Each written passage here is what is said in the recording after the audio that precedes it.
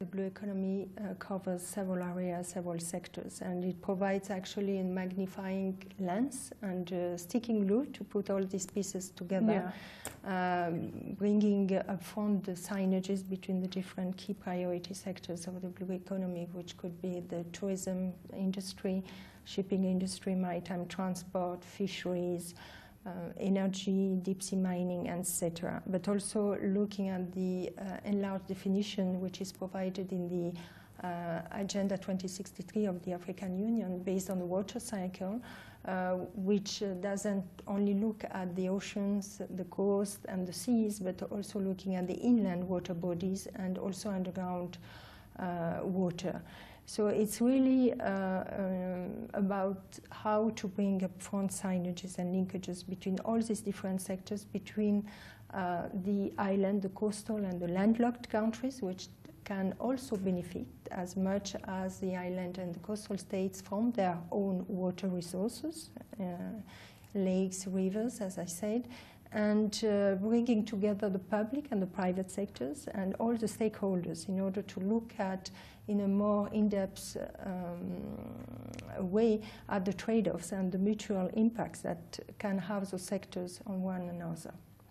Let's just put it into context. In East Africa alone, which I know you've covered massively in this particular sector, how is the progress? How far do you think we've gone, and how far do you think we need to go? Yes, it's a very timely issue, because at ECA we have started the work about a couple of years ago, and yes.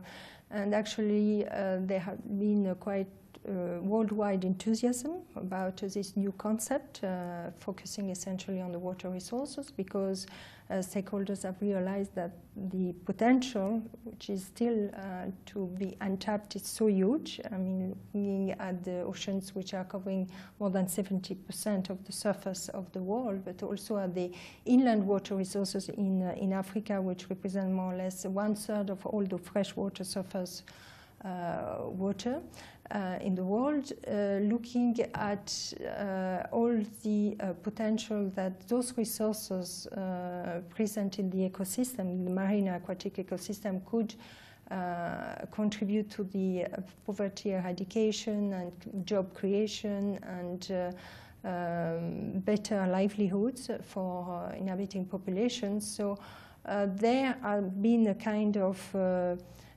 awareness which have occurred in the last couple of years, and which is now being materialized in different studies, surveys, data gathering, in order to know a little bit more about those resources, the blue economy resources, because as I often say, we have a tendency to know more what it is in the skies, for example, than in the deep seas. So that's the reason why several emerging sectors, such as renewable energy using technologies from the ocean and deep sea mining, have become more and more present on the scene, and attention has been raised towards those emerging sectors along those traditional sectors such as fisheries and tourism. $2.5 trillion has been estimated, as annual revenues from oceans alone. Now we're talking about, we don't know what figure Africa, shares under that, but we're talking about bringing now all things together, which means the figure could probably hit high. What are some of the benefits in terms of revenues we're looking at? Yeah, the benefits are huge. We are estimating that it could be a significant share of the figure you have just mentioned for Africa. And because we are looking at so many different sectors, as I say, we are looking at the fisheries and the tourism. Let's remember that the tourism sector is a very leading sector in terms of revenue for the region and for the continent, brings like $165 billion in terms of GDP, with several millions of visitors. So it's a huge sector. We are looking also at the potential of energy, renewable energy, and maritime transport. Let's remember that 90% of the international trade is ensured by the sea.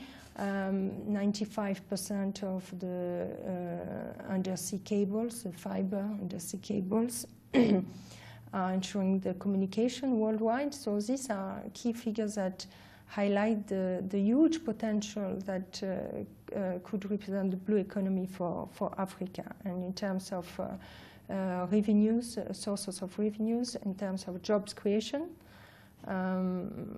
Let's remember fishery sector, for example, according to FAO, provides like 10 million jobs continentally. And so these are all entry points that could really make a big difference in the next future for the national economies on the continent. It must